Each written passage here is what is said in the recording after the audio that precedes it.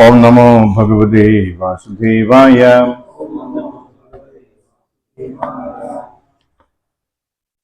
ഭഗവത്ഗീത യഥാരൂപം, അധ്യായം 15, പുരുഷോത്തമ യോഗം, ശ്ലോകം 17.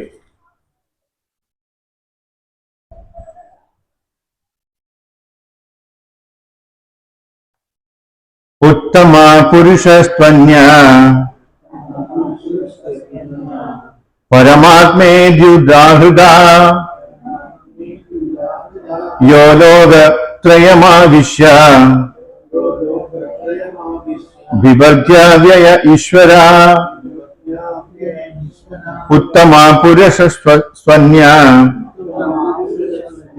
പരമാത്മേദ്യുദാഹൃത യോ ലോകത്രയമാവിശ്യ വിവർജ്യ വ്യയ ഈശ്വര. ഉത്തമ പുരുഷസ്ത്വന്യ പരമാത്മേദ്യുദാഹൃത ലോകത്രയമാവിശ്യ വിവർജ്യ വ്യയ ഈശ്വര.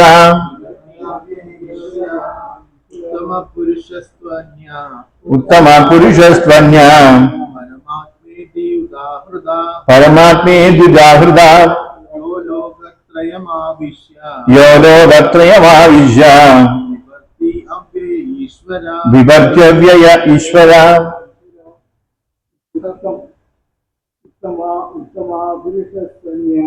ഉത്തമ പുരുഷസ്ത്വന്യ പരമാത്മേദ്യുദാഹൃത യോ ലോകത്രയമാവിശ്യ വിവർജ്യ വ്യയ ഈശ്വര. ഉത്തമ പുരുഷസ്ത്വന്യ പരമാത്മേദ്യുദാഹൃത യോ ലോകത്രയമാവിശ്യ വിവർജ്യ വ്യയ ഈശ്വര. ഉത്തമ പുരുഷസ്ത്വന്യ പരമാത്മേദ്യുദാഹൃത യോ ലോകത്രയമാവിശ്യ വിവർജ്യ വ്യയ ഈശ്വര. ഉത്തമ പുരുഷസ്ത്വന്യ പരമാത്മേദ്യുദാഹൃത യോ ലോകത്രയമാവിശ്യ വിവർജ്യ വ്യയ ഈശ്വര. ഹരി ബോൾ. ഉത്തമ പുരുഷസ്ത്വന്യ പരമാത്മേദ്യുദാഹൃത യോ ലോകത്രയമാവിശ്യ വിവർജ്യ വ്യയ ഈശ്വര. ഹരി ബോൾ.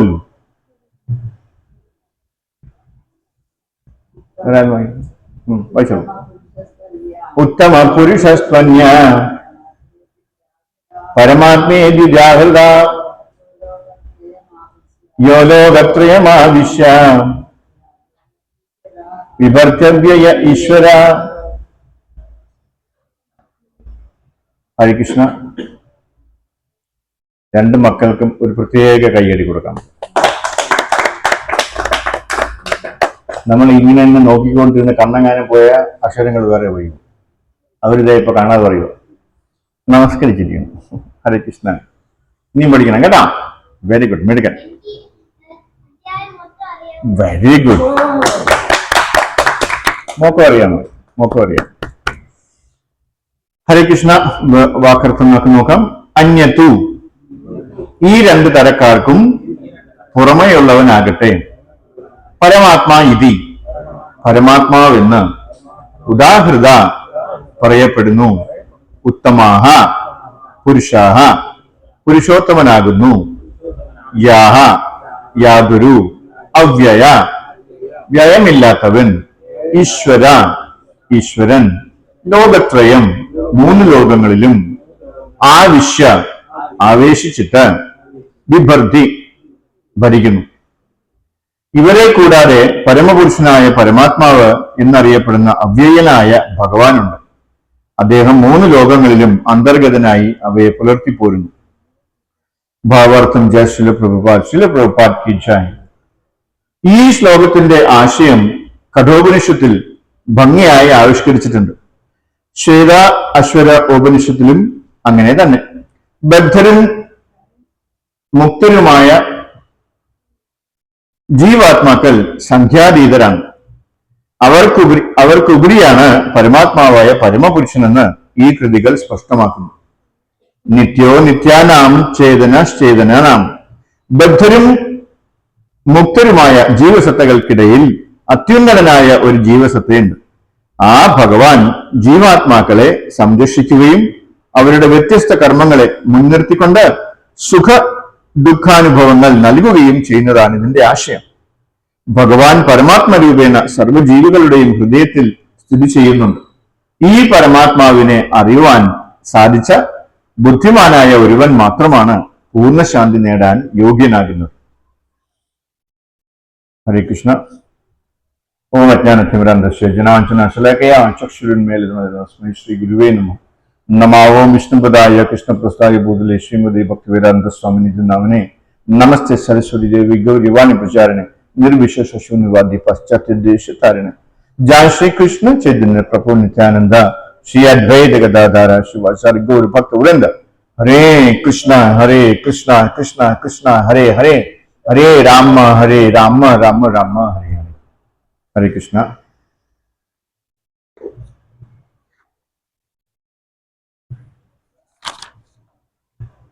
നമ്മളിന്ന് 15-ലെ 17-ാമത്തെ ശ്ലോകമാണ് നോക്കുന്നത്. ഈ 15-ാം അധ്യായത്തിലെ 3 ശ്ലോകങ്ങൾ, അതായത് കഴിഞ്ഞ ആഴ്ച നമ്മളെടുത്ത 16, ഇന്നത്തെ 17, അടുത്ത ആഴ്ചത്തെ 18, ഈ 3 ശ്ലോകങ്ങള് എല്ലാ വേദങ്ങളുടെയും തത്വശാസ്ത്രത്തിന്റെയും സാരാംശമാണ്, അതായത് ചുരുക്കമാണ്. അപ്പൊ അതാണ് ഈ 15-ാം അധ്യായത്തിലെ 16, 17, 18 ശ്ലോകങ്ങളുടെ ഇമ്പോർട്ടൻസ് എന്ന് പറയുന്നത്. അപ്പോ ഇത് 3 അറിയാമെങ്കിൽ ഏതാണ്ടൊക്കെ സാരാംശം നമുക്ക് ഭഗവത്ഗീതയിൽ എന്താണ് പറയുന്നത് അത് മുഴുവൻ നമുക്ക് ഗ്രഹിക്കാൻ പറ്റുമെന്ന് പറഞ്ഞു. അപ്പൊ ഏതൊരാളാണോ ഈ 3 ശ്ലോകങ്ങളും ഹൃദിസ്ഥമാക്കുന്നത് അവർക്ക് മുഴുവൻ വേദങ്ങളും ഹൃദിസ്ഥമാണെന്ന് പറയാം. ഇപ്പൊ നമ്മുടെ 2 മക്കൾക്കും ഈ വേദങ്ങൾ മുഴുവൻ ഹൃദിസ്ഥമാണെന്ന് അറിയാം. Very good. അവരുടെ മുമ്പിലേക്ക് നമ്മൾ തെറ്റെങ്കിലും പറയാൻ വലിയ പേടിയാണ്. അവർ വിളിച്ചല്ലേ ഇങ്ങനെ അല്ലല്ലോ എന്ന് പറയും. അവർക്ക് മുഴുവൻ വേദങ്ങളും ഹൃദിസ്ഥമാണെന്ന് പറയാം. 4 വേദങ്ങളും പഠിച്ച ജ്ഞാനിയാണെങ്കിൽ കൂടി ഈ 3 ശ്ലോകങ്ങളും പഠിച്ചിട്ടില്ല എങ്കിൽ അദ്ദേഹത്തിന്റെ ജ്ഞാനം പൂർണ്ണമല്ല. അതാണ് ഈ ശ്ലോകത്തിന്റെ ഇമ്പോർട്ടൻസ്, അല്ലെങ്കിൽ ഈ 3 ശ്ലോകങ്ങളുടെ ഇമ്പോർട്ടൻസ്. ഇതെന്തുകൊണ്ടാണ് ഇത്രയും പ്രാധാന്യമേറിയതെന്ന് നമുക്ക് നോക്കാം. 16-ാമത്തെ ശ്ലോകം പറയുന്നു, പുരുഷന്മാർ 2 വിധം, തെറ്റുപറ്റാത്തവരും അല്ലാത്തവരും. ഭൗതിക ലോകത്തിലെ ജീവാത്മാക്കളെല്ലാം തെറ്റുപറ്റാവുന്നവരാകും. ആധ്യാത്മിക ലോകത്തിലുള്ള ജീവാത്മാക്കൾക്ക് തെറ്റുപറ്റുകയില്ല. അല്ലെ? അപ്പൊ 2 തരത്തിലുള്ള ആൾക്കാരാണ് ഉള്ളത്. അല്ലെ? തെറ്റുപറ്റുന്നവരും തെറ്റുപറ്റാത്തവരും. ഇവിടെ ഇരിക്കുന്നവർക്കൊക്കെ തെറ്റുപറ്റും. അല്ലെ? മുകളിൽ ഇരിക്കുന്നവർക്കൊന്നും തെറ്റുപറ്റില്ല. അത് അങ്ങനെയുള്ള 2 പേരാണ്. അല്ലെ? 2 തരത്തിലുള്ള ആൾക്കാരെന്നാണ് ഇവിടെ പറയുന്നത്. 17-ാം ശ്ലോകം പറയുന്നു, ഇന്നത്തെ ശ്ലോകം എന്താ പറയുന്നത്? ഇവരെ കൂടാതെ, ഈ 2 പുരുഷന്മാരല്ലാതെ, ജീവജാലങ്ങളല്ലാതെ പരമപുരുഷനായ പരമാത്മാവ് എന്നറിയപ്പെടുന്ന അവ്യയനായ ഭഗവാനുമുണ്ട്. അദ്ദേഹം 3 ലോകങ്ങളിലും അന്തർഗതനായി അവയെ പുലർത്തിപ്പോരുന്നു. അല്ലെ? പുള്ളിയാണ് അത് മെയിൻറ്റെയിൻ ചെയ്യുന്നതെന്ന് അർത്ഥം. എല്ലാ ഗ്രഹത്തിലുമുള്ള പരമാത്മാവ്, പരമാത്മാവാണ് എന്താണ് ഇതെല്ലാം ഇങ്ങനെ പുലർത്തിപ്പോരുന്നത്. എല്ലാവരും എന്താ അവിടെ നോക്കി നോക്കി നാണാവും. പുതിയൊരാൾ ഇവിടെ വളരെ ക്ലിയർ ആയിട്ട് എന്താണ് 2 തരത്തിലുള്ള ആൾക്കാർ, തെറ്റുപറ്റാത്തവരും അല്ലാത്തവരും.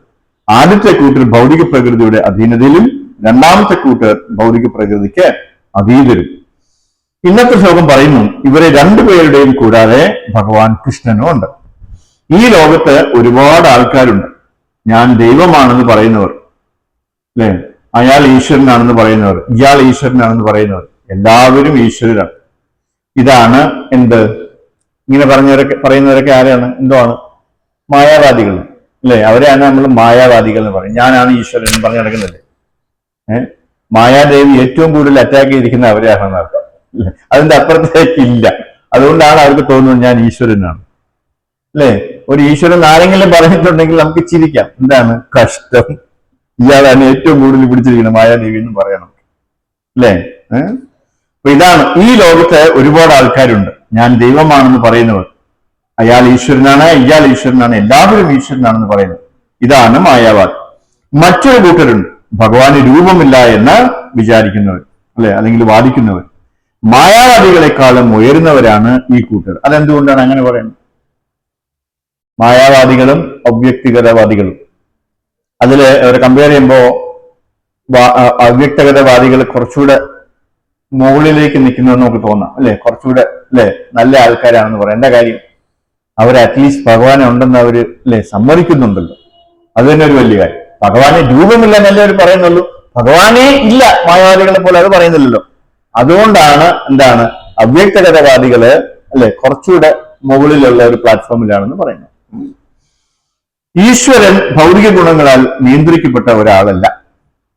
പിന്നെയോ, ഈശ്വരൻ ഭൗതിക ഗുണങ്ങളെ നിയന്ത്രിക്കുന്ന ആളാണ്. ഈശ്വരൻ എപ്പോഴും ഈശ്വരനാണ്, അല്ലെ. ഏത് സാഹചര്യത്തിലും ഈശ്വരനാക്കാൻ പറ്റില്ല, ഈശ്വരനെ ഈശ്വരനാക്കാൻ പറ്റില്ല. ഒരു കൺഫ്യൂഷൻ വരില്ലേ? എന്റെ കാര്യം അദ്ദേഹം എല്ലായ്പ്പോഴും ഈശ്വരനാണ്, അല്ലെ. ഒരാളെ പിടിച്ച് ഈശ്വരനാക്കേണ്ട ആവശ്യമുണ്ടോ? ഈശ്വരനെ പിടിച്ച് ഈശ്വരനാക്കേണ്ട ആവശ്യമുണ്ടോ? ഇല്ല, അദ്ദേഹം ഈശ്വരൻ തന്നെയാണ്, അല്ലെ. വേറെ ഒന്നും ചെയ്യേണ്ട ആവശ്യമില്ല. ഇപ്പോ ഒരാള് ഞാൻ 3 ഗുണങ്ങളുടെ കൺട്രോളിലാണെന്ന് പറയുകയും പിന്നീട് ഈശ്വരനാണെന്ന് പറയുകയും ചെയ്താൽ അത് ഈശ്വരനുണ്ട്. ഇപ്പോൾ ഉള്ള കൽക്കിമാരെ കുറിച്ചിട്ടാണ് ഈ പറയുന്നത്. മനസ്സിലായില്ലേ?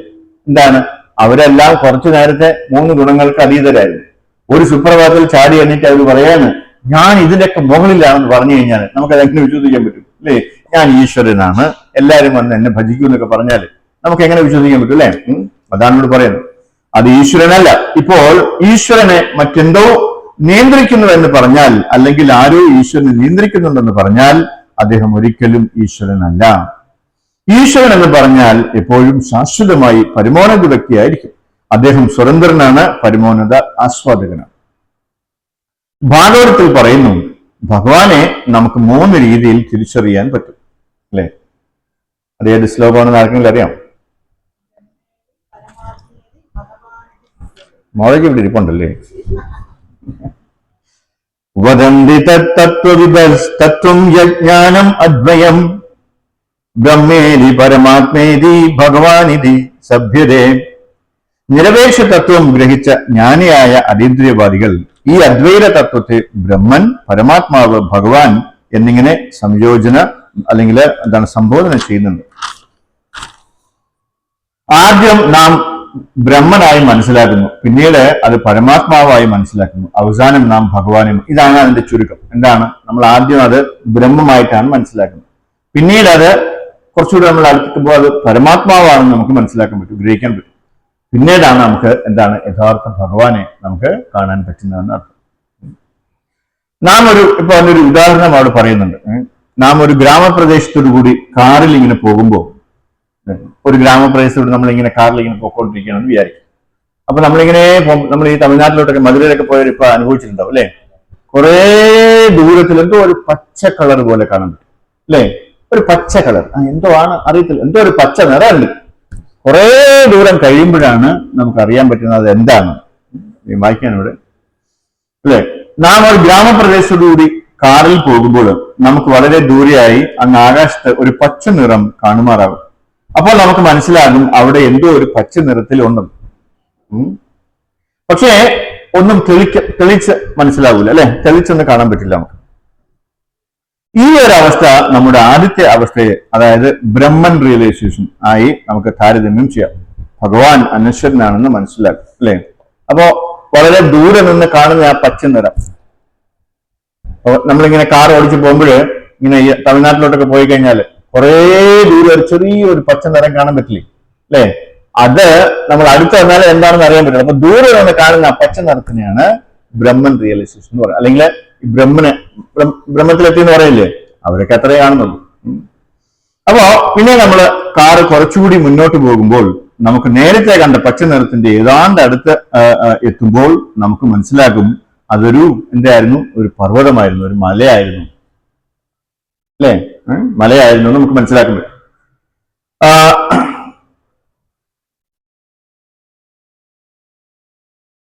അതൊരു പർവ്വതമായിരുന്നു എന്ന്, ഒരു മലയായിരുന്നു എന്ന് നമുക്ക് മനസ്സിലാക്കാൻ പറ്റും. ഇപ്പോൾ നമുക്ക് മല നന്നായി കാണാൻ സാധിക്കും. പലതരത്തിലുള്ള മരങ്ങളെ നമുക്ക് ക്ലിയർ ആയിട്ട് അവിടെ കാണാൻ സാധിക്കും. ഇതിനെ പരമാത്മ റിയലൈസേഷനായി താരതമ്യപ്പെടുത്തിയിരിക്കും അല്ലെ. അപ്പൊ നമ്മൾ ആ നേരത്തെ കണ്ട പച്ച നിറം ഇപ്പൊ എന്തോ ആയി അല്ലെ. നമ്മൾ വളരെ അടുത്ത് തന്നെ ഇപ്പൊ ഇത് വലിയ മലയായിരുന്നോ അല്ലെ, ഇത്രയും വലിയ പർവ്വതമായിരുന്നോ. അപ്പൊ നമ്മൾ അതിന്റെ അടുത്ത് ചെല്ലുമ്പോഴത്തേന് നമുക്ക് എന്തൊക്കെ കാണാൻ പറ്റും? എന്ത് കാണാൻ പറ്റും? അവിടെയുള്ള മരങ്ങളും അല്ലെ, പുഴകളും അല്ലെങ്കിൽ അരുവികളും അതൊക്കെ നമുക്ക് കാണുമാറാകും. അതിനെയാണ് നമ്മൾ എന്ത് പറയുന്നത്? പരമാത്മാ റിയലൈസേഷൻ എന്ന് പറയുന്നത് അല്ലെ. കാരണം ഇവിടെ ഭഗവാന് രൂപമുണ്ടെന്നും പരമാത്മാ രൂപേണ എല്ലാവരുടെയും ഹൃദയത്തിൽ വസിക്കുന്നെന്നും നമുക്ക് മനസ്സിലാക്കാൻ പറ്റും അല്ലെ. മരങ്ങൾക്കൊക്കെ രൂപമുണ്ടോ? ഉണ്ട് അല്ലെ. അവിടെ കാണുന്ന മൃഗങ്ങൾക്ക് രൂപമുണ്ടോ? ഉണ്ട് അല്ലെ. അപ്പൊ അതാണ് ആ ഒരു താരതമ്യം ചെയ്തിരിക്കുന്നത്. ഉപനിഷത്തുകൾ പറയുന്നു, നമ്മുടെ ശരീരം ഒരു മരത്തിനോട് ഉപമിച്ചിരിക്കുന്നു. ആ മരത്തിൽ 2 പക്ഷികൾ ഇരിപ്പുണ്ട് അല്ലെ. അതില് ഒരു പക്ഷി ആ മരത്തിലെ വിവിധ പഴങ്ങൾ ആസ്വദിക്കുന്നു. നമ്മൾ ഈ കഥ കേട്ടിട്ടുണ്ട് അല്ലെ. ഒരു മരത്തില് 2 പക്ഷികൾ ഇരിപ്പുണ്ട്. അതിലൊരു പക്ഷി എന്താ ചെയ്യുന്നത്? ഒരു പക്ഷി എന്താ ചെയ്യുന്നത്? ഇവിടെ പറ, എന്താ ചെയ്യുന്നത്? അവിടെയുള്ള അതിലുള്ള കായ്കളൊക്കെ തിന്നുകൊണ്ടിരിക്കുകയാണ് അല്ലെ ആ പക്ഷി. ഈ കായ്കൾ എന്ന് പറഞ്ഞാല് എല്ലാം മധുരമുള്ളതാണോ? അല്ല. ചിലത് മധുരിക്കും, ചിലത് കയ്പുണ്ടാവും, ചിലതിന് പുളിപ്പും ഉണ്ടാവും അല്ലെ. അങ്ങനെയുള്ള പലതരത്തിലുള്ള പഴങ്ങള് ആ പക്ഷി കഴിച്ചുകൊണ്ടിരിക്കും. പക്ഷെ രണ്ടാമത്തെ പക്ഷി ഇതൊന്നും ചെയ്യാതെ ആദ്യത്തെ പക്ഷി തന്നെ ഇങ്ങനെ നോക്കിയിരിക്കുകയാണ് അല്ലെ. ഇങ്ങനെ നോക്കിക്കൊണ്ടേയിരിക്കുകയാണ്. ഇവിടെ ആദ്യത്തെ പക്ഷി ജീവാത്മാക്കളോടും നമ്മളൊക്കെയാണ് ജീവാത്മാക്കളോടും ഉപമിച്ചിരിക്കുന്നു. എല്ലാ സുഖങ്ങളും അനുഭവിച്ചു കൊണ്ടിരിക്കുന്നു. സുഖവും ദുഃഖവും സമ്മിശ്രമായി അനുഭവിക്കുന്നു. ആര്? ആദ്യത്തെ പക്ഷി, അതായത് നമ്മളെ പോലുള്ള ജീവാത്മാക്കൾ എന്താണ്? സുഖവും ദുഃഖവും സമ്മിശ്രമായി അനുഭവിക്കുന്നു. രണ്ടാമത്തെ പക്ഷിയെ പരമാത്മാവായി ഭൂമിച്ചിരിക്കുന്നു. സൂപ്പർ സോൾ, സാക്ഷാൽ ഭഗവാൻ എല്ലാവരിലും വസിക്കുന്നു. സച്ചിത് ആനന്ദ വിഗ്രഹം. നമ്മുടെ ഭൂതവും വർത്തമാനവും ഭാവിയും എല്ലാം ഭഗവാൻ അറിയാം. യോഗികളൊക്കെ മനസ്സിലാക്കിയെന്ന് ഈ പരമാത്മാവ് അറിയും. ആത്യന്തികമായി അറിവെന്ന് പറയുന്നത് ഭഗവാനെ അറിയുക എന്നതാണ് അല്ലെ. അപ്പൊ നമ്മൾ എന്താ ചെയ്യേണ്ടത്? ആത്യന്തികമായ അറിവെന്ന് പറയുന്നത് ഭഗവാൻ കൃഷ്ണനാണ് ഭഗവാൻ എന്ന് അറിയുന്നതാണ് അല്ലെ. ഒരാൾ ഉറങ്ങിപ്പോയോ? ശ്രദ്ധിക്കുന്നുണ്ടോ? ഭാവിയുമെല്ലാം ഭഗവാൻ അറിയാം. ആത്യന്തികമായ അറിവ് എന്ന് പറയുന്നത് ഭഗവാനെ അറിയുക എന്നതാണ്. പരമസത്യം എന്ന് പറയുന്നത് സാക്ഷാൽ ഭഗവാൻ ശ്രീകൃഷ്ണനാണ്. നേരത്തെ നാം വന്ന കാർ ഈ മലയുടെ അരികിൽ പാർക്ക് ചെയ്തിട്ട് നമ്മൾ ഇനി എന്ത് ചെയ്യണം? ആ പാർക്കിനകത്തോട്ട് കയറുകയാണ് അല്ലെ. അല്ലെങ്കിൽ ആ പാർക്കിലല്ല, മലയുടെ അകത്തോട്ട് കയറുകയാണ്. അവിടെ അപ്പൊ നമുക്ക് എന്താ കാണാൻ പറ്റും നോക്കാം. നേരത്തെ നാം വന്ന കാർ ഈ മലയുടെ അരികിൽ പാർക്ക് ചെയ്തിട്ട് നമുക്ക് ഉള്ളിലേക്ക് കടന്നാലോ? നമുക്ക് അവിടെ വിവിധ മൃഗങ്ങളെയും പക്ഷികളെയും മരങ്ങളെയും അരുവികളെയും ആളുകളും വീടുകളും ഉണ്ടല്ലേ. അവിടെ ഈ ആദിവാസികളൊക്കെ ഉണ്ടാവും അല്ലെ. മരങ്ങളും അരുവികളും ആളുകളും വീടുകളും ഒക്കെ കാണാൻ സാധിക്കും. ഇതാണ് ആ മലയുടെ പൂർണ്ണമായ അറിവ്. ഇത് തന്നെയാണ് നമ്മൾ വളരെ ദൂരെ നിന്ന് ഒരു പച്ച നിറത്തിൽ കണ്ടതും അല്ലെ. ആ മലയുടെ പൂർണ്ണമായ അറിവ് ഇത് തന്നെയാണ് നമ്മൾ വളരെ ദൂരത്ത് നിന്ന് പച്ച നിറത്തിൽ കണ്ടത്. പിന്നീട് മലയായി കണ്ടതും പിന്നീട് അങ്ങനെ നമ്മൾ ഭഗവാനെ പൂർണ്ണമായി മനസ്സിലാക്കുന്നു. അപ്പൊ നമ്മൾ ഇങ്ങനെയുള്ള ക്ലാസ്സുകളൊക്കെ അറ്റൻഡ് ചെയ്ത് അല്ലെ, വലിയ ആചാര്യന്മാരൊക്കെ നമുക്ക് ക്ലാസ് തരുമ്പോൾ നമുക്ക് അറിയാൻ പറ്റും ആ മലയിൽ ആ പർവ്വതത്തിൽ എന്തൊക്കെയാണ് ഉള്ളത് അല്ലെ. അതിനകത്തേക്ക് നമ്മൾ ആ ഇരുട്ടിലേക്ക് ഇറങ്ങുമ്പോൾ നമുക്ക് അറിയാൻ പറ്റും അതിനകത്തുള്ള ബാക്കിയുള്ള ഡീറ്റെയിൽസ് അല്ല. അതാണ് കൂടുതലായിട്ട് ഭഗവാനെ അറിയുക എന്നാണ് ഇവിടെ പറയുന്നത്. ഇതാണ് മലയുടെ പൂർണ്ണമായ അറിവ്. അത് തന്നെയാണ് നമ്മൾ വളരെ ദൂരെ നിന്ന് പച്ച നിറത്തിൽ കണ്ടതും പിന്നീട് മലയായി കണ്ടതും പിന്നീട് മുഴുവൻ മലയായും പൂർണ്ണമായി മനസ്സിലാക്കി. അങ്ങനെ നമ്മൾ ഭഗവാനെ പൂർണ്ണമായി മനസ്സിലാക്കുന്നു. പരാശര മുനി പറയുന്നു, വിഷ്ണു പുരാണത്തിൽ പറയുന്നുണ്ട് എന്താണ്? ഭഗവാൻ എന്ന് പറഞ്ഞാൽ ആർക്കാണോ ഭഗ് ഉള്ളത് അല്ലെ, ഭഗവാൻ ബലവാൻ എന്നൊക്കെ കേട്ടിട്ടില്ലേ അല്ലെ. ബലവാൻ എന്ന് പറയുന്നത് പോലെ ആർക്കാണോ ഭഗ് ഉള്ളത് ഭഗ് എന്നാൽ എന്താണ്? അത് ശരിക്കും 6 ഗുണങ്ങൾ അടങ്ങിയതാണ്. ഏതൊക്കെയാണ് 6 ഗുണങ്ങള്? അതും വീണ്ടും വിഷ്ണു പുരാണത്തിൽ പറയുന്നുണ്ട്. ഐശ്വരസ്യ സമഗ്രസ്യ വീര്യസ്യ യശസ്സ ശ്രീയ ജ്ഞാന വൈരാഗ്യ ശൈവസന്നം ഭോഗ ഇതിങ്ങന പോയാ. ഈ ശ്ലോകം അറിയോ അവർക്ക്? ഇതിങ്ങനെ എന്നെ മോളെ പാടണം. ഇതറിയോ? ഈ ശ്ലോകം കേട്ടിട്ടില്ല. മോനറിയോ? ഇല്ല. അല്ല, കുറേ പേര് കൊച്ചാളിരിപ്പുണ്ട്. ഓക്കെ, അപ്പൊ എന്താണ്? മുഴുവൻ ഐശ്വര്യവും, മുഴുവൻ ജ്ഞാനവും, മുഴുവൻ ശക്തിയും, മുഴുവൻ പ്രശസ്തിയും, മുഴുവൻ സൗന്ദര്യവും, മുഴുവൻ ത്യാഗവും, അല്ലെ? കരുണാസാഗരം, ശക്തിയാൽ അല്ല ശക്തിമാൻ, ധനവാൻ, സുന്ദരൻ, ഭഗവാൻ എല്ലാം തികഞ്ഞവനാണ്. സച്ചിത് ആനന്ദ, അല്ലെ? അപ്പോ അങ്ങനെയുള്ള ഈ 6 ഭാഗ് മുഴുവനുള്ളതാണ്, പൂർണ്ണമായിട്ടുള്ള ആളിനെയാണ് നമ്മൾ എന്താ പറയാ? ഭഗവാൻ എന്ന് പറയും, അല്ലെ? ശക്തിവാൻ അല്ലെങ്കിൽ എന്താണ് ബലവാൻ എന്ന് പറയുന്നത് പോലെ ഭഗവാൻ. ഇപ്പോ ചില ആൾക്കാർ നോക്കിക്കഴിഞ്ഞാല് അവർക്ക് ഭയങ്കരമായ സമ്പത്ത് ഉണ്ടാവും, ബാക്കി 5 ഉണ്ടാവില്ല, അല്ലേ? അവർക്ക് ഒരു ഗ്ലാസ് വെള്ളം പോലും കുടിക്കാൻ പറ്റില്ലേ, അസുഖമായിരിക്കും. BP-യും കൊളസ്ട്രോളും എന്തുവാണ് ഡയബറ്റിക്കും എല്ലാം ഉണ്ട്. എല്ലാം ഇങ്ങനെ നോക്കിക്കൊണ്ടിരിക്കാനേ പറ്റുള്ളൂ, അല്ലേ? അപ്പോ ഈ 6 ഐശ്വര്യങ്ങളും പൂർണ്ണമായിട്ടുള്ളത് ആരാണോ അദ്ദേഹത്തിനെയാണ് നമ്മൾ ഭഗവാൻ എന്ന് വിളിക്കുക, ഈശ്വരൻ എന്ന് വിളിക്കുക. അതാണ് ഇവിടെ പറഞ്ഞു, വിഷ്ണു പുരാണത്തിൽ പറഞ്ഞിട്ടുണ്ട്. ശുകദേവ ഗോസ്വാമി ജനിച്ചയുടനെ വീട് വിട്ടുപോയി. ഈ ലോകം മുഴുവൻ മായയാണെന്നും മിഥ്യയാണെന്നും അദ്ദേഹത്തിന് അറിയാമായിരുന്നു, അല്ലെ? പിതാവായ വ്യാസദേവൻ തന്റെ അനുയായികളെ അയച്ചു. ആര് നോക്കിയിട്ട്? ശുകദേവ ഗോസ്വാമി നോക്കാനായിട്ട് വാസുദേവൻ, ആരാണ്? വ്യാസദേവൻ എല്ലാവരെയും വിടുകയാണ്. അദ്ദേഹത്തിന് അറിയാമായിരുന്നു. പിതാവായ വ്യാസദേവൻ തന്റെ അനുയായികളെ അയച്ചു. അവർ പോയി ഭഗവാനെ വാഴ്ത്തി പാടുകയും അത് കേട്ട ശുകദേവ ഗോസ്വാമി ആകർഷകനാവുകയും ചെയ്തു. തന്നെ വിഷം, അല്ലെ? അവിടെ എന്താ പറഞ്ഞ? ഏത് ശ്ലോകമാണ്? അഹോബകീയം സ്തനകാലകൂടം ജിഗാംശയാപായദപി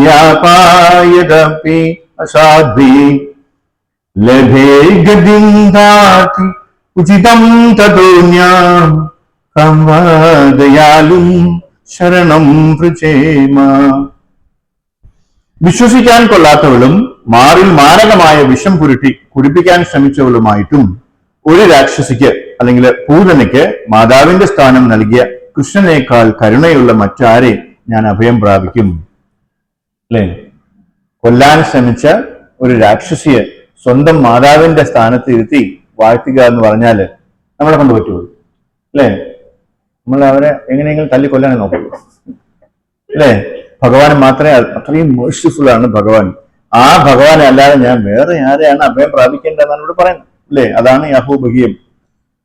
ഇതുപോലെ വേറൊരു ശ്ലോകം കൂടെ പ്രശസ്തമായിട്ടുണ്ട്. അതായത് വ്യാസദേവന്റെ ശിഷ്യന്മാര് പറയുകയും കീർത്തിക്കുകയും നമ്മുടെ ശുകദേവ ഗോസ്വാമിക്ക് അട്രാക്ഷൻ വരികയും ചെയ്തു. അതേത് ശ്ലോകം ഞാൻ പറഞ്ഞു? ആർക്കെങ്കിലും അറിയാം? 2 ശ്ലോകമുണ്ട്. ഒന്ന് ഇതാണ്, ഒന്ന് അഹോബഹീയമാണ്, അല്ലെ? ഭഗവാന്റെ ആ മേഴ്സിയെ കുറിച്ച് പറയുന്നു. പിന്നെ എനിക്ക് തോന്നുന്നത് ഭഗവാന്റെ സൗന്ദര്യത്തെ കുറിച്ച് പറയുന്നു. ഭഗവാൻ ഇങ്ങനെ നടക്കുമ്പോൾ ഇത് ആടുന്നതും, അല്ലെ? ഈ മുടികളൊക്കെ ഇങ്ങനെ ആടുന്നതും, ഇത് അതാണോ? അതല്ല മാധവി, ആ ശ്ലോകമല്ല.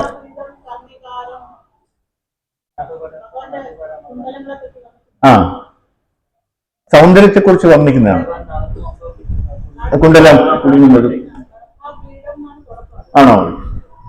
ആയിക്കോട്ടെ, ആ ശ്ലോകം ഞാൻ വിട്ടുപോയി. ഓക്കെ, ശരി.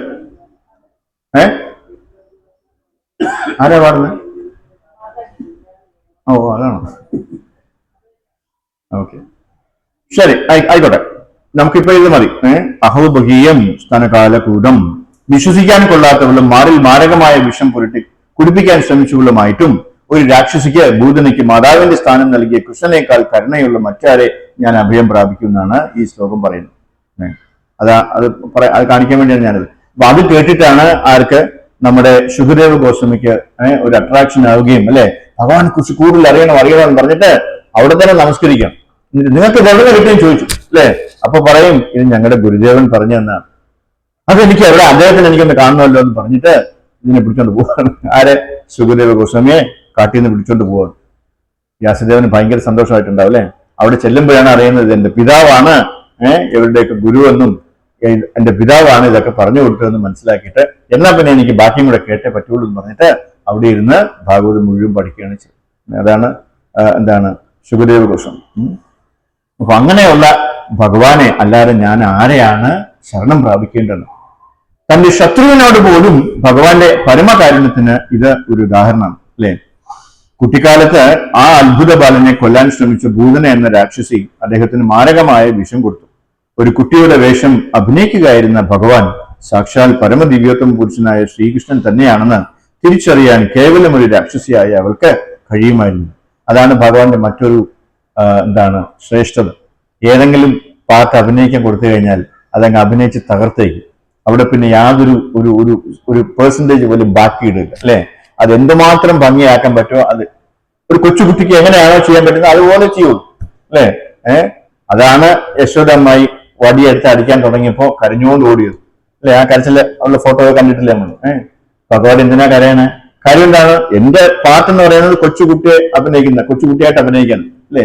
അത് ഭഗവാൻ തകർത്ത് അഭിനയിച്ചു. ആൾക്കാരെ അത്ഭുതപ്പെടുത്തിക്കൊണ്ടുള്ള ഒരു പെർഫോമൻസ് ആയിരിക്കും ഇവിടെയും അത് തന്നെയാണ്, അല്ലെ? അഭിനയിക്കായിരുന്ന ഭഗവാൻ സാക്ഷാൽ പരമദിവ്യോത്തമ പുരുഷനായ ശ്രീകൃഷ്ണൻ തന്നെയാണെന്ന് തിരിച്ചറിയാൻ കേവലം ഒരു രാക്ഷസിയായ അവർക്ക് കഴിയുമായിരുന്നില്ല. തന്റെ ഭക്തിയായ യശോദയെ തൃപ്തയാക്കാൻ കുട്ടിയാകേണ്ടി വന്ന അദ്ദേഹത്തിന്റെ പരമേശ്വരൻ എന്ന നിലയ്ക്കുള്ള മൂല്യം ഒട്ടും കുറഞ്ഞിരുന്നില്ല, അല്ലെ? എന്തിനാണ് അദ്ദേഹം കുട്ടിയായിട്ട് വന്നത്? കാരണം യശോദാമ്മയ്ക്ക് ഭഗവാനെ കുട്ടിയായിട്ട് വേണമെന്നുണ്ടായിരുന്നു. അതുകൊണ്ടാണ് ഇത്രയും കാലം യശോദാമ്മയ്ക്ക്, അല്ലെ, ഭഗവാനെ വളർത്താൻ കഴിഞ്ഞു. ദേവകി അമ്മയ്ക്ക് പ്രസവിക്കാനേ കഴിഞ്ഞു. ദേവകി അമ്മ എന്താ വിചാരിച്ച? എന്റെ കുഞ്ഞായിട്ട് വന്നെങ്കിലെന്നേ വിചാരിച്ചു, എന്റെ വയറ്റിൽ പിറക്കണേന്നേ വിചാരിച്ചുള്ളൂ. വളർത്തണമെന്ന് പറഞ്ഞില്ല. വളർത്തണമെന്ന് പറഞ്ഞ ആരാ മനസ്സിൽ വിചാരിച്ചത്? യശോദമ്മയാണ്. അതുകൊണ്ടാണ് ഇത് ട്രാൻസ്ഫർ ചെയ്ത് അവിടെ പോയത്. നോക്കണേ, നമ്മൾ എന്തെങ്കിലുമൊക്കെ ആലോചിക്കുമ്പോൾ വളരെ സൂക്ഷിച്ചിട്ട് വേണം ആഗ്രഹിക്കാനായിട്ട്. അല്ലെങ്കിൽ എന്തെങ്കിലുമൊക്കെ വരങ്ങൾ ചോദിച്ച് വാങ്ങിക്കുമ്പോൾ വളരെ സൂക്ഷിച്ച് വേണം വാങ്ങിക്കാനായിട്ട്. അല്ലെങ്കിൽ വേറെ പലതും കൂടെ അതിന്റെ കൂടെ എക്സ്ട്രാ ആയിട്ട് കിട്ടും, അല്ലെ? നമ്മുടെ ഒരു ആചാര്യനല്ല, റഷ്യയിലുള്ള ഒരു ഡിസൈബിൾ, പ്രഭുപാദിന്റെ ഒരു ഡിസൈബിൾ, ഈ ബുക്ക് വിൽക്കാൻ, നമ്മൾ പലർക്കും ആ കഥ അറിയാമായിരിക്കും. ബുക്ക് വിൽക്കാനായിട്ട് പുള്ളി ബുക്ക് ഡിസ്ട്രിബ്യൂഷൻ ആയിരുന്നു അദ്ദേഹത്തിന്റെ സർവീസ് എന്ന് പറഞ്ഞാൽ. Book distribution. രാവിലെ ഒരു സ്കൂട്ടറല്ല, ഒരു ബൈക്ക് പോലത്തെ ഒരു സാധനം, അതോ സ്കൂട്ടറാണ് എനിക്കറിയത്തില്ല, അതിന്റെ പുറകില് ഇത്രയും ബുക്ക് വെച്ച് കെട്ടും. പുള്ളി അവിടെ ഫ്രണ്ട് ഇരിക്കണ കാണത്തില്ല, ആ രീതിയിലാണ് പുള്ളി ബുക്ക് വെച്ച് കെട്ടുന്നത്. ഒരു 10-20 ബുക്ക് വെച്ച് കെട്ടി ഇദ്ദേഹം അങ്ങ് സ്ട്രീറ്റുകളിൽ പോയിട്ട് ഓരോ സ്ഥലത്ത് ഓരോ ദിവസം പോയിട്ട് അവിടെ നിന്നിട്ട് കീർത്തനം ചെയ്യും. എന്നിട്ട് ഈ ബുക്കിന്റെ കാര്യങ്ങളൊക്കെ പറഞ്ഞു കൊടുക്കും, അല്ലെ? ഓരോരുത്തർക്ക് ഇതിനകത്ത് എന്താണ് അടങ്ങിയിരിക്കുന്നതൊക്കെ ഇമ്പോർട്ടൻസ് ഒക്കെ പറഞ്ഞു കൊടുക്കുമ്പോൾ ഓരോരുത്തരായിട്ട് ഒന്ന് മേടിച്ചിട്ട് പറയും, നിങ്ങൾക്ക് മനസ്സമാധാനം വേണോ, ഇത് മേടിച്ച് വീട്ടിൽ കൊണ്ടുവന്ന് വായിക്കാൻ പറയും, അല്ലേ? പക്ഷേ അദ്ദേഹത്തിന് എപ്പോഴും ഒരു വിഷമം ഉണ്ടായിരുന്നു, എനിക്കിതൊന്നും വായിക്കാനുള്ള സമയം കിട്ടുന്നില്ലല്ലോ. കാര്യം രാവിലെ 7 മണിക്കെങ്ങാണ്ട് അദ്ദേഹം ഈ പാട്ടക്കെട്ടുമായിട്ട് വരുന്നതാണ്. വന്നിട്ട് ജപമൊക്കെ പെട്ടെന്ന് കഴിച്ചിട്ടാണ് ഈ 7 മണിക്ക് പുള്ളി അവിടെ നിന്ന് ഇറങ്ങുന്നത്. രാവിലെ 3 മണിക്കൊക്കെ കഴിക്കുന്ന ആൾക്കാരാണ്. അദ്ദേഹം തിരിച്ചു വീട്ടിൽ എത്തുന്നത് ഒരു 11-11:30 ആകുമ്പോൾ രാത്രിയാണ്. പിന്നെ എപ്പോഴാണ് സമയം ഇതൊക്കെ വായിക്കാനായിട്ട്? അപ്പൊ അദ്ദേഹം ഇങ്ങനെ മനസ്സിൽ വിചാരിച്ചു, ഞാൻ ഇതെല്ലാവർക്കും ഇതൊക്കെ സപ്ലൈ ചെയ്യുന്നുണ്ട്, എനിക്കിതൊക്കെ ഒന്ന് വായിക്കാൻ എപ്പോഴാ പറ്റുക എന്ന് അദ്ദേഹം മനസ്സിൽ വിചാരിച്ചതേ ഉള്ളൂ. എപ്പോഴാ ഭഗവാൻ എനിക്ക് അങ്ങനെ ഒരു അവസരം കിട്ടുകയാണ്? ഭഗവാൻ തഥാസ്തു പറഞ്ഞു, അല്ലേ? പിറ്റേന്ന് രാവിലെ ഈ ഭാണ്ഡക്കെട്ടുമായിട്ട് ഇങ്ങനെ പോയിക്കൊണ്ടിരിക്കുമ്പോ ഒരു വലിയ ഒരു പോലീസ് ജീപ്പ് വന്ന് ഫ്രണ്ടിൽ വന്ന് നിന്നിട്ട് കയറാൻ പറഞ്ഞാക്കും. പുള്ളി പറഞ്ഞു, ഞാൻ ഒരു കുറ്റം ചെയ്തില്ല, നിങ്ങൾ എന്തിനാ എന്നെ കൊണ്ടുപോകണമെന്ന്. കയറാൻ പറഞ്ഞാക്കും. സ്കൂട്ടറൊക്കെ അവിടെ ചാരി വെച്ചിട്ട്, ബുക്കൊക്കെ അവിടെ ചാരി വെച്ചിട്ട്, അല്ല ബുക്കും കൂടെ എടുത്തോണ്ട് പോകും. ബുക്കൊക്കെ കൂടെ എടുത്തിട്ട് പുള്ളി പോവാണ്, വണ്ടിക്കകത്തുണ്ട്. ഇത് ഇവിടെ ഇരുന്ന് ആരെങ്കിലും എടുത്തോണ്ട് പോവുകയാണ്, ഞാൻ കൊണ്ട് എടുത്തോണ്ട്. ശരി, പോലീസിൽ അവിടെ സ്റ്റേഷനിൽ കൊണ്ടുവയ്ക്കാൻ പറഞ്ഞു. പുള്ളി നേരെ കൊണ്ടുപോയി ജയിലിൽ അടച്ചു. പുള്ളിക്ക് അറിയത്തില്ല, അവിടെയുള്ള പോലീസുകാർക്കും അറിയത്തില്ല എന്തിനാ അടച്ചാണ്, അല്ലേ? പുള്ളിക്കാരൻ എന്ത് ചെയ്യാൻ പറ്റും? വേറെ ഒന്നും ചെയ്യാൻ പറ്റില്ല. പിന്നെ എന്താ ആകെപ്പാടെ ചെയ്യാൻ പറ്റുന്നത്? ആ ബുക്കുകൾ മുഴുവൻ വായിക്കാൻ, അല്ലേ? ഒരു 3 മാസം കഴിഞ്ഞപ്പോൾ തന്നെ ഈ കൊണ്ടുപോയ പുസ്തകങ്ങളെല്ലാം പുള്ളി വായിച്ചു, ഹൃദിസ്ഥമാക്കി. ഇഷ്ടംപോലെ സമയമാണ്, അല്ലേ? 3 മാസം കഴിഞ്ഞ് ബുക്കുകളെല്ലാം വായിച്ചു തുറന്ന് നോക്കിയപ്പോ ജയിലർ വന്നിട്ട് പറഞ്ഞു, യു ആർ റിലീസ്ഡ് ടുഡേ. അതെന്താ? Because we have made A mistake, it was another person. വേറൊരാൾക്ക് വേണ്ടി നിങ്ങളെ അബദ്ധവശാല് അത് ഇതുപോലെ ഇരിക്കുന്നത് കൊണ്ട് സാമ്യമുള്ളതെന്ന് നിങ്ങളെ അറസ്റ്റ് ചെയ്തുകൊണ്ട് പോയതാണ്. ഇല്ലേ? ഇത് അവർക്ക് പറ്റിയ അബദ്ധമാണോ? അല്ല. പിന്നെയോ ഭഗവാൻ ഇത് ഒപ്പിച്ചതാ. അപ്പൊ ചോദിച്ചില്ലേ എന്താണ് എനിക്ക് ഇതൊക്കെ എപ്പോഴാണ് വായിക്കാൻ പറ്റുന്നതെന്ന്? എനിക്കൊരു അവസരം എപ്പോഴാ കിട്ടുക ഇതൊക്കെ വായിക്കാൻ പറഞ്ഞതേ ഉള്ളൂ. തഥാസ്തു പറഞ്ഞു, അല്ലേ? അപ്പൊ പുള്ളി പിന്നെയുള്ള ക്ലാസ്സുകളിലൊക്കെ പുള്ളി പറയുമായിരുന്നു, എനിക്ക് അങ്ങനെ ഒരു ആഗ്രഹം സാധിച്ചു തന്നു, പക്ഷെ അത് ഇച്ചിരി കടന്നുപോയിരുന്നു. അതെന്താ കടന്നുപോയി? പിന്നെ ഈ സ്വാമിയെ കാണുമ്പോഴൊക്കെ ജയിലിൽ കിടന്ന സ്വാമി, ജയിലിൽ കിടന്ന സ്വാമി എന്നാണ് ഇയാളെ വിളിക്കുക. ആ ജയിലിൽ കിടന്ന സ്വാമി ഇല്ലേ? ആ അത് തന്നെ. ആ പോലീസ് കൊടുത്തിട്ട് പോയ ആ സ്വാമിയോടെ ചോദിക്കാം. അവിടെ എന്താണ് എല്ലാവരും അമ്പലത്തിൽ വന്നിട്ട് പുള്ളിക്കാരൻ ഇങ്ങനെയാണ് പേരിട്ടത്. അദ്ദേഹത്തിന്റെ പേര് എല്ലാവരും മറന്നു. പിന്നെ അല്ലെ ഇനിഷ്യേറ്റീവ് നെയിം വരെ ജയിലിൽ കിടന്ന സ്വാമിയായി. അപ്പോ അതാണ് നമ്മള് ചോദിക്കുമ്പോൾ വളരെ സൂക്ഷിച്ച് സ്പെല്ലിംഗ് മിസ്റ്റേക്കും ഗ്രാമർ മിസ്റ്റേക്കും ഒന്നും വരാതെ നമ്മൾ ചോദിച്ചില്ലെങ്കിൽ പണി കിട്ടും. എപ്പോഴാണ് പണി കിട്ടുന്നതെന്ന് അറിയാൻ പറ്റും, അല്ലേ? അപ്പൊ അതാണ് ഇവിടെ പറയുന്നത്. അപ്പോ എന്താണ് തന്റെ ഭക്തയായ യശോദയെ സംതൃപ്തിയാക്കാൻ കുട്ടിയാകേണ്ടി വന്ന അദ്ദേഹത്തിന്റെ എന്താണ് പരമേശ്വരൻ എന്ന നിലയ്ക്കുള്ള മൂല്യം ഒട്ടും കുറഞ്ഞിരുന്നില്ല. അപ്പൊ കൊച്ചാണെങ്കിലും ഭഗവാൻ തന്നെ ആയിരുന്നു അത്, അല്ലെ? അദ്ദേഹത്തിന് ആ ശക്തികളൊക്കെ ഒരല്പം പോലും കുറവ് വന്നില്ല. ഭൂതല സ്നേഹമയായ മാതാവായി അഭിനയിച്ചിട്ട് നിലനുകരാൻ അനുഭവിച്ചതുകൊണ്ടാണ് ഭഗവാൻ കൃഷ്ണൻ അവളുടെ മാതൃത്വം സ്വീകരിച്ചത്. അതുകൊണ്ട് ആ ഭഗവാൻ അല്ലാതെ ആരാണ് പരമമായ അഭയം, അല്ലെ?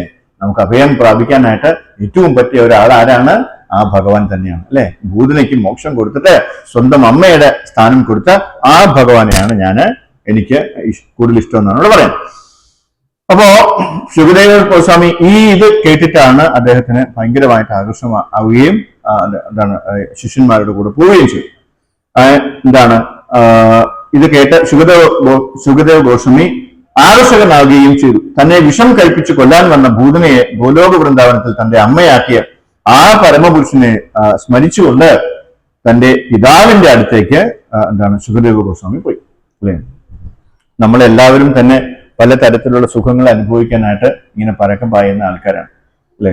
നമ്മൾ എത്രയൊക്കെ ഇനി ആനന്ദമൊന്നും വേണ്ടെന്നൊക്കെ വിചാരിച്ചാലും എന്തെങ്കിലുമൊക്കെ കാണുമ്പോൾ നമുക്ക് തോന്നും, അല്ലെ? ഒരു ലഡ്ഡു കണ്ട ഒരു അലുവ കണ്ട കഴിക്കണമെന്ന് തോന്നില്ലേ പ്രഭു? തീർച്ചയായിട്ടും കഴിക്കണമെന്ന് തോന്നും, അല്ലെ? നമ്മൾ അതിൽ കൈ ഒന്നും നക്കിയിട്ടെങ്കിൽ ആരും കാണാതെ ഇങ്ങനെ വെച്ച് നോക്കും, അല്ലെ? കഴിച്ചുകൂടെങ്കിലും. പക്ഷെ അത് നമ്മുടെ ഒരു ഒരു സ്വഭാവമാണ്. അത് നമുക്ക് ഒരിക്കലും മാറ്റാൻ പറ്റില്ല, അല്ലെ? പക്ഷേ യഥാർത്ഥ സുഖം നമുക്ക് എപ്പോഴാണ് കിട്ടുന്നത്? ഭഗവാനില് നമ്മൾ സറണ്ടർ ആകുമ്പോഴാണ്, അല്ലെ? എല്ലാ കാര്യവും നമ്മൾ ഭഗവാന് വേണ്ടി ചെയ്യുമ്പോൾ അതിന്റെ ഒരു സുഖം ഒരു പ്രത്യേക സുഖമാണ്. എനിക്കിന്ന് രാവിലെ 150 ആൾക്കാരുമായിട്ട് സഹവസിക്കാനുള്ള ഒരു അവസരം കിട്ടി, അല്ലെ? കുറെ സന്യാസിമാരും കുറെ മുതിർന്ന കുറെ ഭക്തന്മാരും പിന്നെ കുറച്ച് താഴെയുള്ള ഭക്തന്മാരും എല്ലാവരും ഒരേപോലെ ഉള്ളത് തന്നെ. അത്രയ്ക്ക് മികവുറ്റ ആൾക്കാരാണ് അവരെ എല്ലാം പത്മനാഭസ്വാമി ക്ഷേത്രത്തിൽ ഈ ഹരേകൃഷ്ണ പ്രഭുവിന്റെ മേഴ്സി കൊണ്ട് എനിക്ക് പോകാൻ പറ്റി. പ്രഭു ഉണ്ടായിരുന്നെങ്കിൽ എനിക്ക് പോകാൻ പറ്റില്ല, പ്രഭുവെ പോകത്തുള്ളൂ, അല്ലെ? പ്രഭുവിന് പോകാൻ പറ്റാത്തതുകൊണ്ട് എനിക്ക് ആ ചാൻസ് കിട്ടി, അങ്ങനെ ഞാൻ പോയി, അല്ലെ? സൂപ്പറായിരുന്നു പ്രഭു, അടിപൊളിയായിരുന്നു. നല്ല ഇന്ന് പത്മനാഭസ്വാമി ക്ഷേത്രത്തിൽ തിരക്കേ ഇല്ല, ഈദുങ്ങളുടെ തിരക്ക് മാത്രമാണ് ഉണ്ടായിരുന്നത്. അതുങ്ങൾ കഴിഞ്ഞപ്പോൾ അവിടെയൊക്കെ ശൂന്യം, ആരുമില്ല. അതല്ലെങ്കിൽ ഇന്ന് കൊടിയേറ്റമാണ്.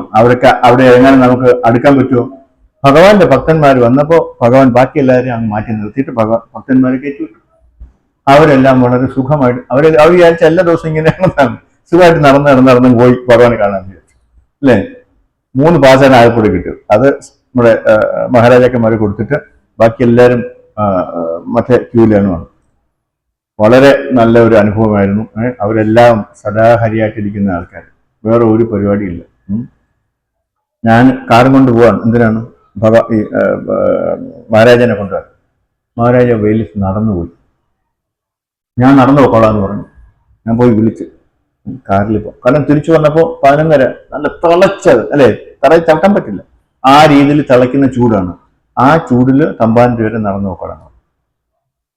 ശരി, ഇന്നലെ നമ്മള് ഫാൻ വെച്ച് കൊടുത്തില്ലേ? ഫാൻ വേണ്ടെന്ന് മാറ്റി വെച്ചില്ലേ? നിങ്ങളെല്ലാവരും സുഖമായിട്ടിരിക്കുന്നുണ്ട് ആ ഫാനിന്റെ മുട്ടിൽ. മഹാരാജ് ഇപ്പുറത്ത് വേർതിരിക്കുന്നു. അദ്ദേഹം അങ്ങനെയാണ്, അല്ലെ? എല്ലാം മാറ്റി വെച്ചിട്ട് ഭഗവാന്റെ സേവനയിൽ മാത്രം ഒഴുകിയിരിക്കുന്ന ആൾക്കാർ. അങ്ങനെയുള്ളവരെ കാണാൻ തന്നെ ഒരു വലിയൊരു ഭാഗ്യം തന്നെ, അല്ലെ? നമ്മുടെ പൂർവ്വജന്മ പുണ്യങ്ങൾ കൊണ്ടാണ് നമുക്ക് അങ്ങനെയൊക്കെയുള്ള ആൾക്കാരെ. നാളെ ഇങ്ങോട്ട് വരുന്നുണ്ടോ? Very good. ഇവിടെ അമ്പലത്തില് കേരളം വരുന്നുണ്ടോ? ഹരേ കൃഷ്ണ, ഹരി ബോൾ. എല്ലാരും വന്ന് അല്ലെ അത് മാക്സിമം അതെപ്പോഴും പറ്റും. വിളിച്ചോ? അല്ലെ നാളെ പോവാണ് ആര് മഹാരാജാക്കന്മാർ? ഓ വെരി ഗുഡ്. ബാക്കി എല്ലാവരുമാണ് പോകുന്നത് അല്ലേ? ഞാൻ രാവിലെ ചോദിച്ചപ്പോൾ എല്ലാവരും നാളെ രാവിലെ പോകുന്ന പറഞ്ഞു. Very good. ഹരി ഓ ഹരി കൃഷ്ണ. അത് നമ്മൾ അനൗൺസ് ചെയ്യും പിന്നീട്. അപ്പോ ആരാണോ ഭഗവാന്റെ സേവയിൽ മുഴുകുന്നത് അവർക്ക് തീർച്ചയായും സന്തോഷം ലഭിക്കും. അപ്പൊ നമ്മൾ വേറെ ഒന്നിന്റെ പുറകെ പോകേണ്ട ആവശ്യമില്ല. നമ്മൾ എന്താ ചെയ്യേണ്ടത്? ഭഗവാന്റെ സേവ അല്ലെ, അല്ലെങ്കിൽ ഭഗവാന്റെ ഭക്തന്മാരുടെ സേവ ചെയ്യുക. അത് മാത്രം മതി നമുക്ക് എന്താണ് സന്തോഷം കിട്ടാനായിട്ട്. ജീവേര സ്വരൂപ ഹയ കൃഷ്ണേര നിത്യദാസ എന്നാണ് ചൈതന്യ ചരിതാമത്തിൽ പറയുന്നത് അല്ലെ. നമ്മൾ എപ്പോഴും ഭഗവാന്റെ ദാസനായിട്ടിരിക്കാൻ വേണം നമ്മൾ ശ്രമിക്കാനായിട്ട്. അങ്ങനെ ശ്രമിച്ചു കഴിഞ്ഞാൽ നമുക്ക് എന്ത് സംഭവിക്കും? നമുക്ക് എപ്പോഴും സന്തോഷം കിട്ടും. നമ്മൾ അന്വേഷിച്ച് നടക്കേണ്ട ആവശ്യമില്ല. സന്തോഷം ഇങ്ങോട്ട് വരും, നമ്മുടെ അടുത്തേക്ക് വരും അല്ലേ. അതാണ് നമുക്ക് വേണ്ടത്. നമ്മൾ സന്തോഷം അന്വേഷിച്ച് നടക്കേണ്ട ആവശ്യമില്ല.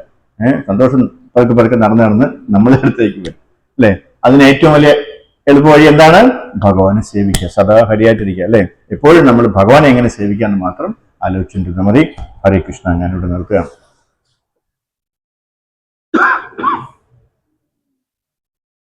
എന്തെങ്കിലും ക്വസ്റ്റ്യൻ ഉണ്ടോ?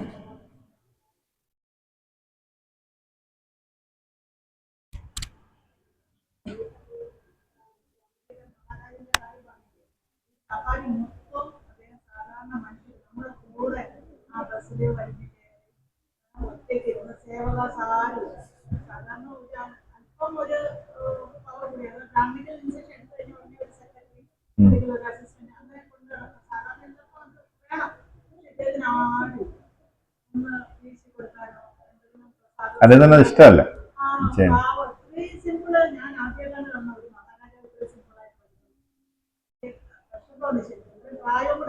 അല്ല, അവരെ ആ ഓസ്റ്റോറിറ്റി എടുക്കുന്നതാണ് അത്. അല്ല പുള്ളിക്കാരന്റെ തുണിയെല്ലാം പുള്ളി സ്വന്തമായിട്ട് കഴിയണം. മഹാരാജ് സ്വന്തമായിട്ട് കഴിയണം. ആരെയും തൊടിയിപ്പിക്കില്ല. ഇനിഷ്യേറ്റീവ് സ്പിരിച്വൽ മാസ്റ്റർ ആണ്.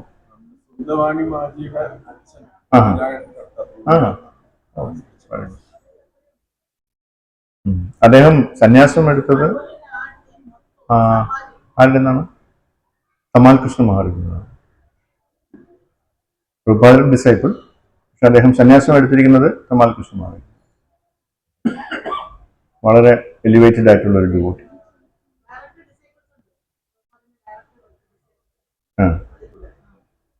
ഓക്കെ. ഹരേ കൃഷ്ണ.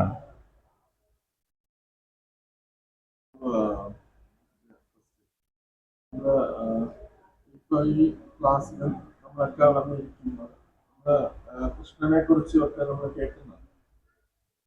പക്ഷെ നമ്മുടെ ധാരണ പലപ്പോഴും കൃഷ്ണനും മറ്റ് ദേവീദേവന്മാരും നമ്മളും എല്ലാം അൾട്ടിമേറ്റ്ലി ഒന്നാണ്. മായവാദ സിദ്ധാന്തം നമ്മളുടെ ഉള്ളിൽ അത് കിടപ്പുണ്ട്. അതുകൊണ്ട് എപ്പോഴും നമ്മൾ ഈ ക്ലാസ്സുകളും ഒക്കെ കേൾക്കുമ്പോഴും വേറൊരു സ്ഥലത്ത് പറയും എല്ലാം ഒന്നാണെന്ന് പറയുന്നതും രണ്ട് ക്ലാസ്സുകളും തുലനം ചെയ്യാറുണ്ട്. അപ്പൊ അതിൽ നിന്ന് എന്താ വ്യത്യാസം? എന്താണ് യഥാർത്ഥ സത്യം? ഈശ്വരൻ, നമ്മളെല്ലാം ഈശ്വരന്മാരാണോ? അല്ലെങ്കിൽ നമ്മളെല്ലാം അവസാനം ഈശ്വരനായിട്ട് മാറുമോ?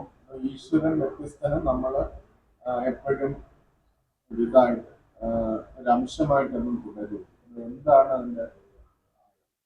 തീർച്ചയായിട്ടും നമുക്കൊരിക്കലും ഈശ്വരനാവാൻ പറ്റില്ല പ്രപഞ്ചം. ഈശ്വരൻ ഭഗവാൻ കൃഷ്ണൻ മാത്രമാണ്. നമ്മളെല്ലാവരും അദ്ദേഹത്തിൻ്റെ സേവകരും അംശവുമാണ്. പാർട്ട് ആൻഡ് പാർസൽ എന്ന് ഇംഗ്ലീഷിൽ പറയും. നമ്മൾ പാർട്ടൻ ഒരിക്കലും എപ്പോഴാണ് കടലാവാൻ പറ്റുന്നത്? ഇല്ല. കടൽ വെള്ളത്തിൽ ഒരു ഗ്ലാസ് എടുത്തു കഴിഞ്ഞാൽ അതിൻ്റെ പ്രോപ്പർട്ടീസ് എല്ലാം ഒരുപോലെ ആയിരിക്കും അല്ലേ. പക്ഷെ എന്താണ് എന്താ പറയുക, അതിൻ്റെ എമൗണ്ട്, ക്വാണ്ടിറ്റിയിൽ ഒരുപാട് വ്യത്യാസമുണ്ട്. അതെങ്ങനെ തുടരും. നമുക്കൊരിക്കലും ഒരു സമുദ്രമാക്കാൻ പറ്റില്ല. അപ്പോൾ അതുകൊണ്ട് തന്നെ തീർച്ചയായിട്ടും നമ്മൾ ഒരിക്കലും ഭഗവാനാവാൻ പറ്റില്ല. ഭഗവാൻ എന്ന് പറയുന്നതിന് ഒരു വലിയ മണ്ടത്തരം. നമ്മൾ ആരെങ്കിലും അങ്ങനെ വിചാരിച്ചിട്ടുണ്ടെങ്കിൽ നമുക്കൊരിക്കലും ഈവൻ ഡെമിഗോഡ്സിനെ പോലും നമുക്കാകാൻ പറ്റില്ല. ഡെമിഗോഡ്സ് നമ്മളെപ്പോലെ പാർട്ട് ആൻഡ് പാർസലാണ്. പക്ഷെ they are in a highly elevated platform. അവരത്രയും പുണ്യം ചെയ്തിട്ടുണ്ട്, അത്രയും അവർ ഭഗവാനുമായിട്ട് അടുത്തത് കൊണ്ടാണ് അവർക്കൊക്കെ ആ സ്ഥാനം കൊടുത്തിരിക്കുന്നത്.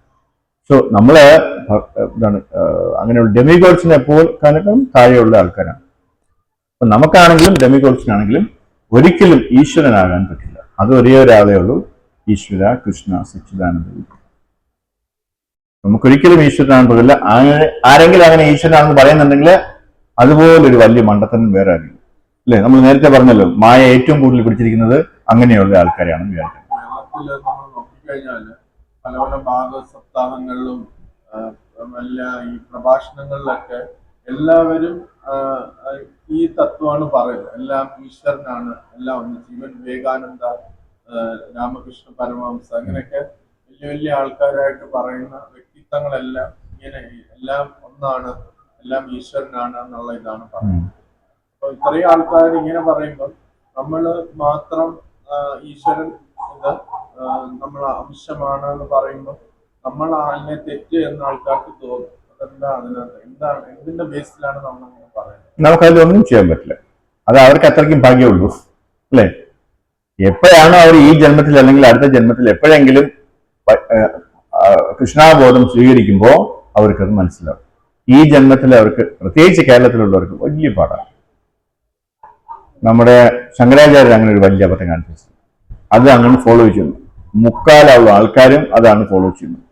അതിൽ നിന്ന് മാറി വരാനായിട്ട് ആൾക്കാർക്ക് വലിയ ബുദ്ധിമുട്ടാണ്, പ്രയാസമാണ്, അവർക്ക് പറ്റുന്നില്ല.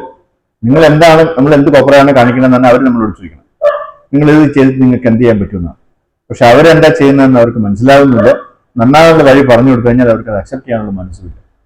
ഭാഗവത സപ്താഹം തന്നെ എടുത്തു കഴിഞ്ഞാൽ എന്തിനാ ഇവിടെ ഭാഗവത സപ്താഹം ചെയ്യണമെന്ന് ചോദിച്ചു കഴിഞ്ഞാൽ ഊണ് കഴിക്കാൻ വേണ്ടി മാത്രമാണ്, അല്ലേ?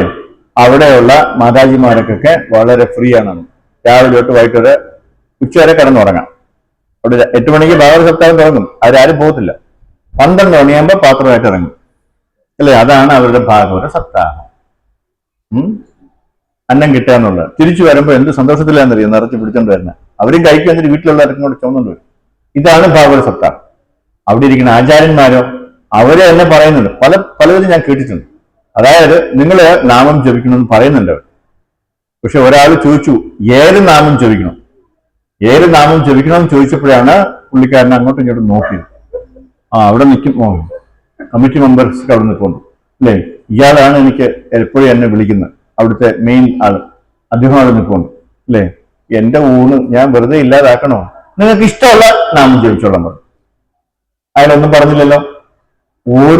ഒരു ആചാര്യനും കറക്റ്റായിട്ടുള്ള പാത പറഞ്ഞു കൊടുക്കുന്നില്ല. അവർക്ക് അറിയാമെങ്കിൽ പോലും, പലർക്കും അറിയത്തില്ലായിരിക്കും, പക്ഷെ അറിയാമെങ്കിൽ പോലും അവർക്ക് പറയാനുള്ള ഭയമുണ്ട്. കാരണം എല്ലാത്തിലും അവർക്ക് മെറ്റീരിയൽ ഡിസൈർസ് ആണുള്ളത്. അതായത് അടുത്ത വർഷം എന്നെ വിളിക്കണം, കാര്യം 50,000 മുതൽ 1,00,000 വരെ കിട്ടും, അല്ലേ? അത് ഞാൻ എന്തിനില്ലാതാക്കുന്നത്? തിരിച്ചെല്ലുമ്പോൾ ഭാര്യ എന്നെ ഒരു പരിവാക്കും, അല്ലേ? ഞാൻ ഇതൊക്കെ പറഞ്ഞിട്ട് ഇല്ലാതാക്കി പോയാൽ. ഇങ്ങനെ ആയിക്കഴിഞ്ഞാൽ അവരാരും നമ്മളെ വിളിക്കത്തില്ല. ദേവി അമ്പലത്തിലാണെങ്കിൽ പോലും ഭാഗവത സപ്താഹം ചെയ്യുമ്പോൾ അവരിങ്ങനെയൊക്കെയാണ് പറഞ്ഞു കൊടുക്കുന്നത്.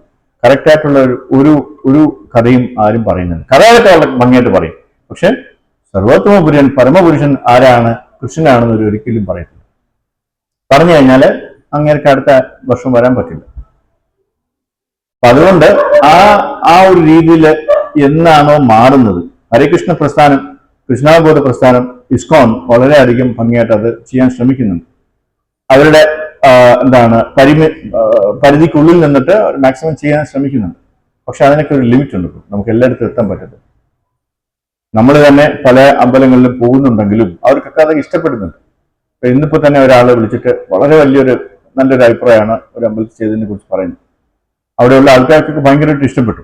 പക്ഷേ അവരോട് നാമം ജപിക്കാൻ പറഞ്ഞാലോ നോൺ വെജ് ഒഴിവാക്കാൻ പറഞ്ഞാലോ പിന്നെ ആ ഏരിയയിലേക്ക് അവർ വരത്തില്ല. നമ്മളെ കാണുന്നതേ അവരിങ്ങനെ ഏതോ ഒരു പ്ലാനറ്റിൽ നിന്ന് വന്ന ആൾക്കാരെ പോലെയാണ്, അല്ലേ? ഇവരെന്തോന്ന ആൾക്കാർ സിഗരറ്റ് വലിക്കില്ല, ബീഡി വലിക്കില്ല, ചാരായം കുടിക്കൂല, മയക്കുമരുന്ന് അടിക്കൂല, പിന്നെ ഇതൊക്കെ എന്തിനു ജീവിച്ചിരിക്കണമെന്നാണ്, അല്ലേ? ഞാൻ പറയുന്നില്ല. ഓക്കെ, ഹരേ കൃഷ്ണ. അതാണ് പ്രഭു. ആ ഒരു താല്പര്യം എല്ലാവരിലും വന്നില്ലെങ്കിൽ നമുക്കൊരിക്കലും അത് മാറ്റിയെടുക്കാൻ പറ്റും. അതിന് മൊത്തത്തിൽ മാറും. പ്രത്യേകിച്ച് നമ്മൾ ഇവിടുത്തെ അഡ്മിനിസ്ട്രേഷൻ മാറും. അങ്ങനെ ഒരാൾ വന്നു കഴിഞ്ഞാൽ അതിന്റെ മേന്മയെക്കുറിച്ച് കാണിച്ചു കൊടുത്തു കഴിഞ്ഞാൽ മാത്രമേ നമ്മുടെ ആൾക്കാർക്ക് നന്നാക്കാൻ പറ്റൂ. പക്ഷെ അത് വളരെ വിദൂരമായിട്ടുള്ളൊരു സ്വപ്നം മാത്രമാണ്. ഹരേ കൃഷ്ണ. വേറെ എന്തെങ്കിലും ആഡ് ചെയ്യാനുണ്ടോ? കാണാൻ പറ്റും. ഇപ്പം ഇപ്പോഴത്തെ വലിയ വലിയ മിനിസ്റ്റേഴ്സും ഈവൻ പ്രൈം മിനിസ്റ്റേഴ്സും എല്ലാം അവര് എല്ലാ ഇപ്പം കൃഷ്ണക്ഷേത്രങ്ങളിലും എല്ലാം വരുന്നുണ്ട്. പക്ഷെ അവരുടെയൊക്കെ ആത്യന്തികമായ ഉദ്ദേശം എന്ന് പറഞ്ഞാൽ അവസാനം ഈശ്വരനായിട്ട് തീരുക എന്നുള്ളതാണ്. ആ മായഭാഗം ഇത്ര രൂഢം ആയിട്ടാണ് അത് അവരെ അടിച്ചേൽപ്പിച്ചിരിക്കുന്നത്. അത് വളരെ വലിയ മാറ്റം. അതിന് എന്താണ് ഒരു ഗുരുവിന്റെ അടുത്ത് മൃദംഗം പഠിക്കാൻ പോയ കുട്ടികളുടെ കാര്യമാണ് അല്ലെ. രണ്ടുപേര് ഒരു ഗുരുവിന്റെ അടുത്ത് പോവാണ്. അപ്പോ ഒരാളോട് ചോദിച്ചു കഴിഞ്ഞു, നിനക്ക് ഈ മൃദംഗം വായിക്കാൻ അറിയാമോ? അപ്പൊ പറഞ്ഞു, ഓ പിന്നെ എനിക്കറിയാമെന്ന് പറഞ്ഞു, ഞാൻ വായിക്കാറുണ്ടെന്നോ. എന്നാ ഒന്ന് വായിക്കാൻ. അല്ല, വായിച്ചു കാണിച്ചു. നിനക്കറിയാമോ ഇത് വായിക്കാനായിട്ട്? അപ്പൊ അയാൾ പറഞ്ഞു, ഞാൻ മൃദംഗം കണ്ടിട്ടേ ഇല്ലെന്നോ അല്ലെ. എന്നിട്ട് അദ്ദേഹം ചോദിച്ചു, അല്ലെ ആ പിള്ളേർ ചോദിച്ചു, നിങ്ങളുടെ ഫീസ് എത്രയാ സാറേ? അപ്പൊ ആദ്യത്തവന് മാസത്തിൽ 200 രൂപയും മറ്റേവന് 100 രൂപയും. മറ്റേ വെള്ളമുണ്ടാക്കി 200 രൂപ. എനിക്ക് മൃദംഗം വായിക്കാൻ അറിയാതെ പിന്നെ എന്തിനാണ് 200 രൂപ എന്നെ ചാർജ് ചെയ്യുന്നത്? എനിക്ക് 100 പോരെ, എനിക്ക് 100 വേണ്ടല്ല, എനിക്ക് 50 ചാർജ് ചെയ്ത പോരെ എന്ന് ചോദിച്ചു. ഇവനെല്ലാം ഒന്നും അറിഞ്ഞില്ലായിരുന്നു. അപ്പൊ അദ്ദേഹം പറഞ്ഞു, നീ അടിച്ചത് മുഴുവൻ അവതാളമാണ്. നിന്റെ ആവശ്യമില്ലാത്ത കാര്യങ്ങൾ കളയാൻ വേണ്ടി 100 രൂപ, പിന്നെ നന്നായിട്ട് പഠിപ്പിക്കാൻ 100 രൂപ, അതാണ് എങ്ങനെയാണ് 200 രൂപ. യവനാണെങ്കിൽ ഒന്നും അറിയത്തില്ല, അതുകൊണ്ടാണ് 100 മതിയത്. സായിപ്പന്മാരില് നമ്മൾ വെസ്റ്റേണേഴ്സിന് ഇത് അപ്ലൈ ചെയ്യാനായിട്ടുള്ള ഏറ്റവും വലിയ എളുപ്പം അതായിരുന്നു. കാരണം അവരുടെ തലയിൽ ഈ 33 കോടി ദൈവങ്ങളില്ല, വേറെ ഒരു കൺസെപ്റ്റും ഇല്ല. അവർക്ക് എന്താണ് കഞ്ചാവ് അടിക്കണം, എന്താണ് മയക്കുമരുന്നടിക്കണം, പാട്ട് പറഞ്ഞാൽ ഡാൻസ് ചെയ്യണമെന്നല്ലാതെ വേറെ ഒരു താല്പര്യമില്ല. അവർക്ക് ഇത് കൊടുത്തപ്പോൾ അവർക്ക് എളുപ്പം അക്സെപ്റ്റ് ചെയ്യാൻ പറ്റും. നേരെ മറിച്ച് ഇവിടെ ഒന്നും ചെയ്യാത്ത ഇവിടെയുള്ള ആൾക്കാർക്ക് ഇത് അക്സെപ്റ്റ് ചെയ്യാൻ പറ്റുമോ? ഒരു രക്ഷയുണ്ടാവില്ല. കാരണം അവരുടെ മനസ്സിൽ ഒത്തിരി കാര്യങ്ങളുണ്ട്, അതെടുത്ത് തൂത്ത് കളയാൻ വലിയ പാടാണ്. പക്ഷെ definitely will be having A day. നമുക്ക് ഒരു ദിവസം വരും, ആ ദിവസം അന്ന് ഇവിടുത്തെ മന്ത്രിമാരാരെങ്കിലും ആ രീതിയിലൊക്കെ ലെവലിലൊക്കെ ഉള്ളവരായിരിക്കും.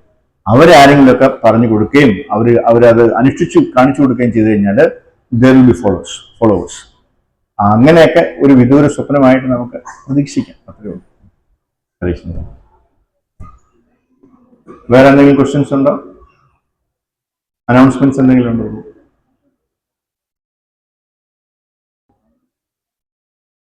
श्रीमद् भगवद गीता ग्रंथराज की जय, श्री प्रभुपाद की जय, गुरुदेव की जय.